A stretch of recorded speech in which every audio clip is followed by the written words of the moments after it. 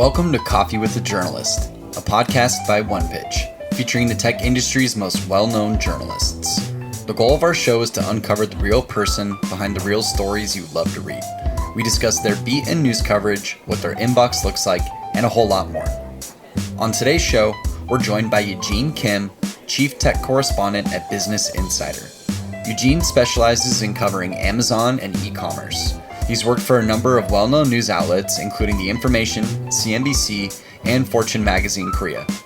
On the show, Eugene talks about his unique approach to covering one of the most profitable tech companies, his interest in seeking out data-driven stories, why pitches should be short and to the point, and lots more. Let's dive into today's episode. Hi, everyone. Welcome to Coffee with the Journalists. Sometimes we drink coffee. Sometimes we don't.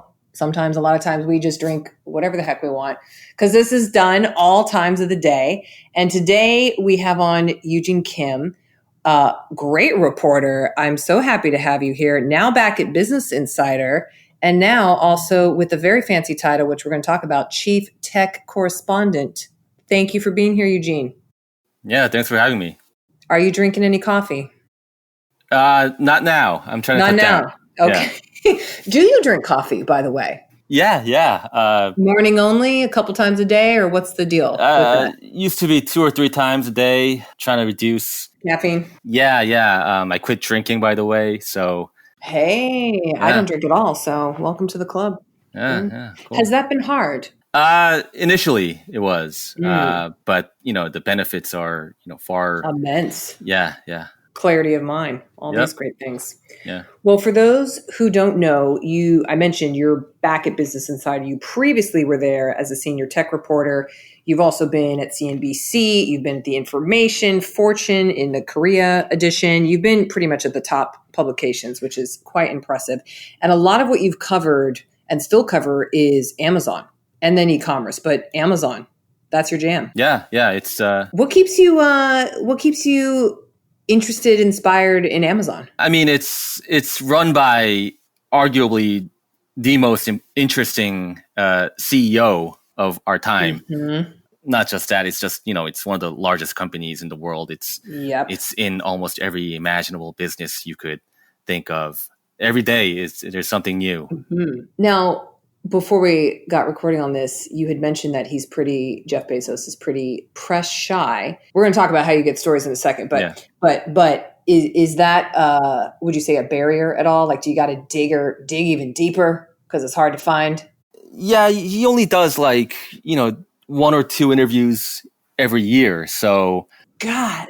Yeah, my expectations of getting to talk to him is very low. Mm-hmm. But that means I have to look for other channels to find stories. And since Amazon is in so many different businesses and they have, I think, over 800,000 employees now. Wow. So, I guess it's compared to other companies, there's a more kind of variety of stories to look into. So yeah, I mean, it's a fun company to follow. I'm sure it's not boring, ever. Yeah. Wow. Could you tell us, for the audience just listening here, what's the distinction, if there is one, you tell us, of reporter or senior reporter versus chief tech correspondent? Is there a difference there? I've never seen chief. So BI has different titles based on your level of experience, Gotcha. I think. And we have a lot of young reporters who may have more of a, kind of junior title. And when BI brought me back in late last year, they said they could offer me a more senior title. And with that, there's, I think, 4 or 5 different other chief correspondents at BI. I'm not the only one, but that with that title, the expectation is also different. You're not expected to just write commodity news. You got a specialty at that point. Right. You have to kind of live up to the title in some ways. Yes. So. No pressure. Yeah. No pressure. Well, let's talk about what the heck's in your inbox. Now, this might be interesting because, well, you tell us, since you're so niche focus, although your coverage does include e-commerce. What does your inbox look like of pitches? I've noticed I'm getting less pitches actually compared to a few years ago. I think it's because of my reputation of being very laser focused on one company, or I haven't really written a lot about stories based on press releases, so maybe no one's just reaching out to me. But it used to be like 4 or 5 years ago when I first started, my inbox would fill within an hour. I would get like 50, 60 emails, but wow. But now it's like even overnight, I think I get maybe less than 20 a day or a week, or no. A day, maybe like, I don't know, 50. But currently, you still get 50. In the past, it used to be like in a couple hours. You get yeah. Now it's close to 50. Okay, that's kind of manageable. Yeah, ish. Yeah, so I'm pretty religious about keeping inbox zero. Oh, you're part of that club. Yeah. Oh, we got a few in that club. Mm-hmm. Ryan Mack is also Inbox Zero Club over at BuzzFeed, like religiously. Oh, okay. Like he's on the call with us or he's on the recording and he's deleting emails at the same time while we're talking. It's the first tab on my Google Chrome, and I'm constantly looking over to make sure it's at zero. Got it. So then with those remaining pitches that you do get, and since you want to get the box to zero, do you do any filing of the pitches? Do you ever go back to them? Yeah, I keep my inbox very simple. It's either starred or not starred. And, if it's starred, I would probably go back through it at the end of the day or take a note and make sure I respond to those guys. Oh, within a day. Yeah, I mean, because, I'm also constantly looking for story ideas, and if the pitch is good enough, there's a chance that I could turn it into a story, within 24 hours.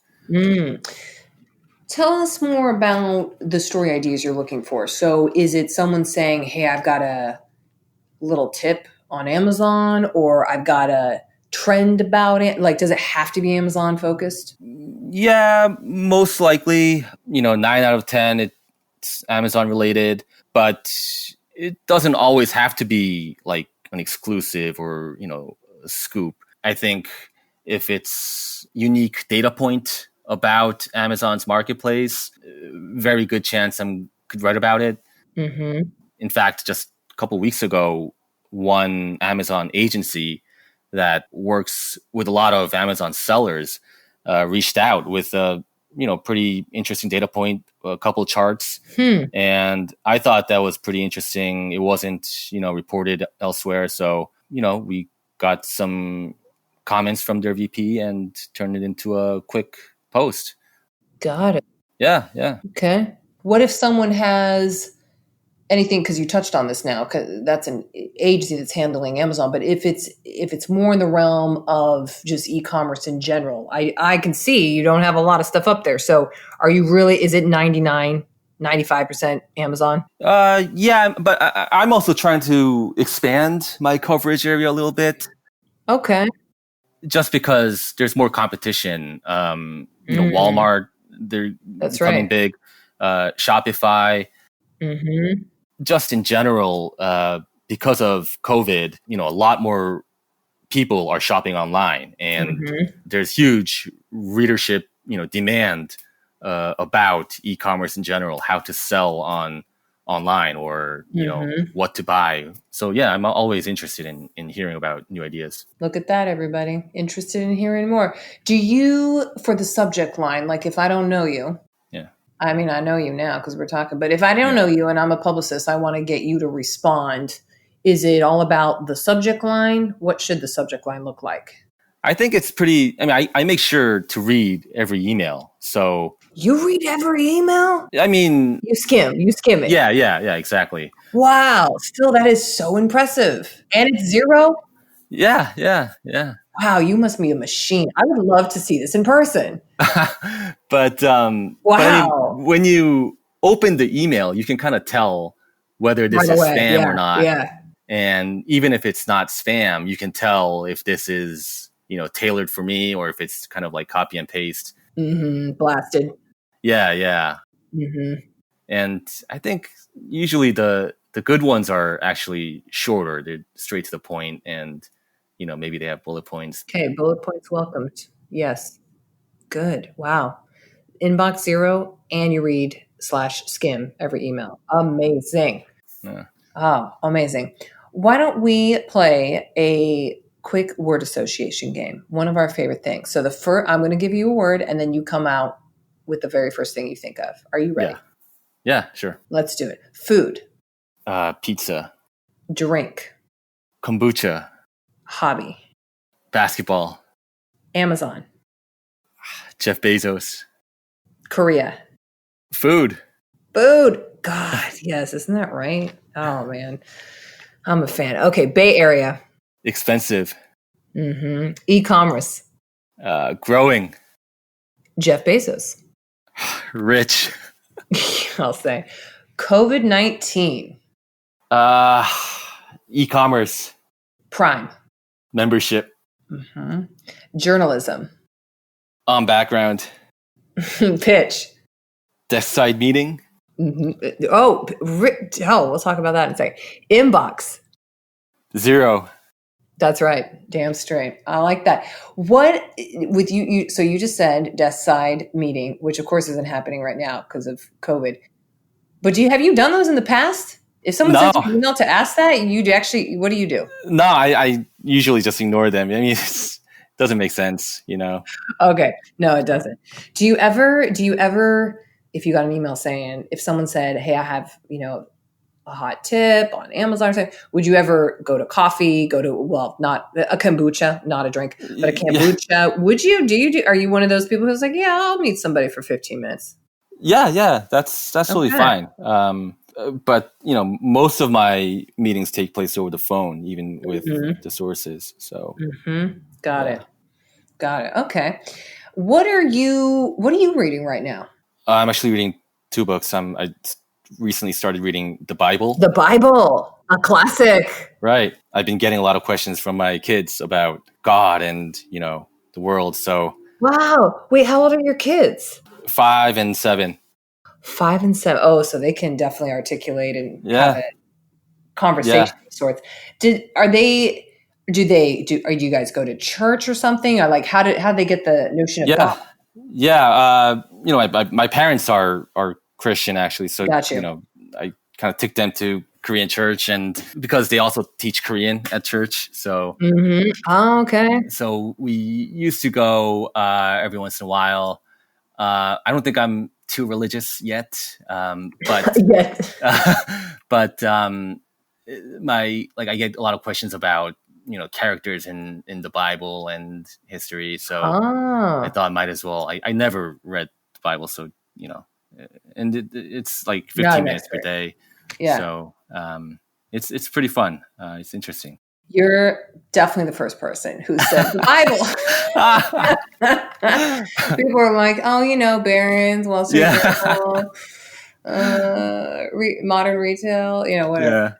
Yeah. Anything else you read? Like, what else is just like a journalist to be up on what other people are doing? What else are you reading? So I try to read a lot of business, nonfiction books, obviously. James Stewart, those type of books are really good.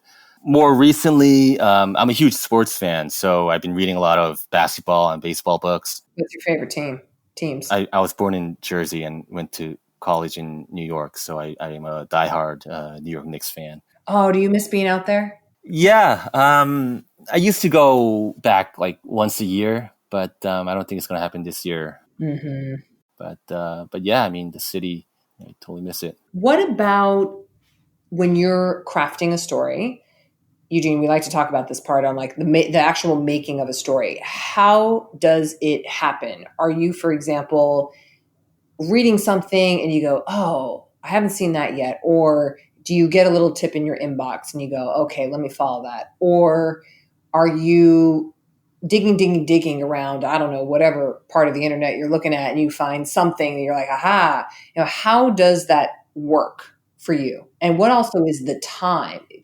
Obviously you're posting stuff, you can get it up in 24 hours, but are you working ever on pieces that take weeks to deliver? Yes. I mean, the sort of the crux of every story is the foundation has to be reporting. Obviously, you just talk to a lot of people, and usually that's how you get story ideas. You can't have exclusive scoops every week. So to diversify sort of the channels, I go through a lot of like public documents that includes earnings statements, for example. Every quarter, there's there's a lot of data included in that quarterly statement. And I try to make sure I get at least one or two stories out of it, just based on what's said. Yeah, unusual changes in a line item, or their cash balance or whatever. Mm-hmm. Our readers really like those type of stories. They don't have to be like CPA, CFA level deep dive into the statements, but as long as it's new and original, I think a lot of readers find it useful. For Amazon, I also talk to a lot of sellers and partners that work with Amazon, just because Amazon is such a big company. They have a lot of partners that they rely on.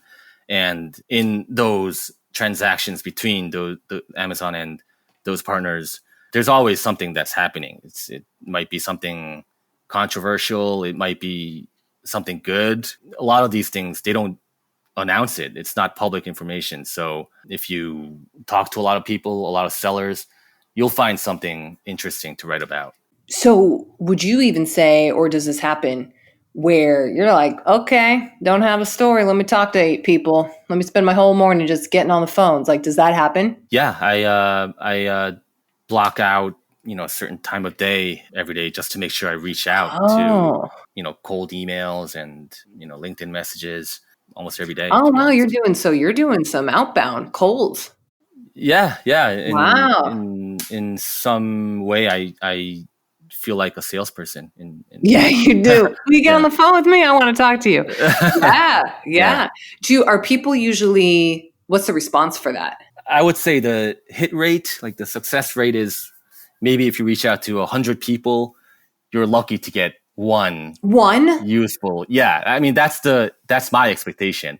Wow. 1% success of you. Well, you said useful, so I'm sure you get a handful of people that respond, but then you're like, it was not helpful. Right, exactly. Like you can tell by hi, right? When you first get on the phone, like if this person's going to be opening up or not. Mm-hmm.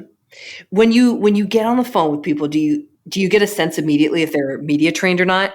Are you like, oh, wait a second, this person is, polished up, or you're just like, oh, this person's just going to let it rip? It depends. I mean, if it's like executive level, like startup CEO, those people are very, very good. But if it's more like rank and file or engineer, they're kind of nervous at first, and there's kind of a back and forth to make sure, on my end, to make sure this person is not trying to dig something up. Yeah, exactly. So, at first it's kind of careful. Do you think that's kind of funny too? People get nervous around you? Yeah, I mean, I think that's why people generally don't want to have coffee with me. I usually talk over the phone with most of the people because they just don't want to be seen, being in the same place with me. There's a little anonymity to that too. If you're just on the phone, it's like you can't see me talking to you. So right. Yeah.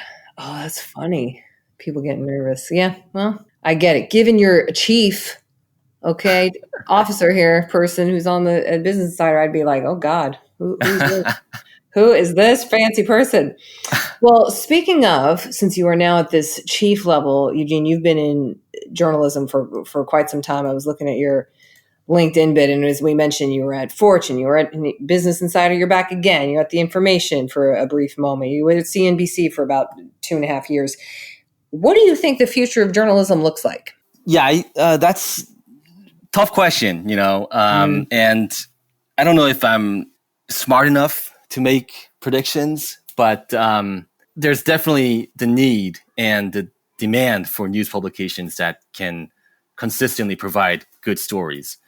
And I think in my position, I'm basically betting on a model, sort of a hybrid model of ad-based, subscription-based, and also like events generating revenue to support the work that we do. Does it make you nervous? You're like, wow, we got to have events going. We got to have subscriptions, everything. Yeah. I mean, it's everything that's been going on in our industry in the past month or two. It kind of wakes you up, right? It's a lot of job cuts, furloughs. But I think one thing that I can say is, as a reporter, the future is, going to become more competitive. And if you can't consistently add value to your publication and to your readers, your future as a reporter is not going to be so bright. By value, it could be scoop and exclusive content, but it could also be fun firsthand account of selling on Amazon, right? Or a very smart analysis, or could be an opinionated piece. But if you can't find that niche and keep providing that value to your readers, you're going to get replaced. Yeah, no, makes sense.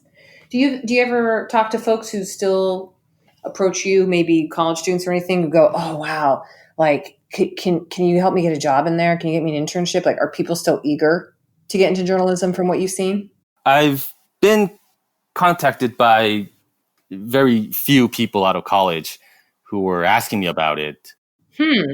So I think there's definitely, there's thousands of kids graduating with a journalism degree every year. But I remember talking to one of the high profile VCs, investors, and they told me there's no better time to get into journalism than now, right? It's the time to disrupt it and kind of, come up with a new idea that can change the whole landscape. So, maybe it's a good time to get in. You're also one of the first people who've said that, Eugene. A lot of people have said always, even despite how crazy it is and layoffs and the thing of it, it's like, I'd still do it. I'd still want to go to it. I tell my old self the same thing. And I'm here to make a stand. But you're the first definitely who said, oh yeah, I've heard through the grapevine. People are like, hey, this is the best time ever. Well, that's a first on this podcast. Yeah, that's good. I love it. It's good. Maybe it's changing. The first season too, we had really pessimistic responses. And then this season, it's been really positive. Yeah. Yes, maybe it's changing. See, it's going to hear. You should get in this industry. Let's go. Yeah. Wow. Well, now we'll do, Eugene, one of my favorite parts, which is our fun Mad Lib, which usually works out to be somewhat true once we read it back. Mm-hmm. So I'm going to give you a list of things. I'm going to write out your 1 word, 2 word responses, and then I'll read you the whole entire paragraph. Right. Let's do it. I love it. Here we go. What's a catchphrase? Just a general catchphrase. What goes around comes around. Oh, what about a journalist scare phrase? Correction. Yeah. And then what about an empowering journalism buzzword? Off record. Great. Adjective. Pretty. Part of a pitch. Under embargo. Okay. Mm-hmm. What about another adjective? Black. And then part of a pitch. Look forward to your feedback. Look forward to your feedback. By the way, I'm assuming you mean black, the color, because that is an adjective, not black, capital B. Population. Right. Yes. Okay, just clarifying for everybody. Okay. Amount of time. 60 seconds. Another adjective. Fast. And then a couple more. Singular noun. Bottle. And a topic. Journalism. Yeah. Last 2. A verb ending in ing. Running. And then just a regular verb. Anyone. Eat. Okay. Are you ready? Yeah. Here we are. To me, tech journalism is what goes around comes around. It consists of corrections and off records on the daily. If a pitch has a pretty under embargo subject, I will absolutely respond to it. However, if a pitch has a black, look forward or a look forward to your feedback statement, you can expect no reply from me. If 60 seconds goes by and you don't see an email back from me, you can just assume I am not fast about it. The best stories always have a bottle and are usually about journalism. The best way to reach me is running it to me, or you can also eat me. It kind of fits. Yeah, that's good.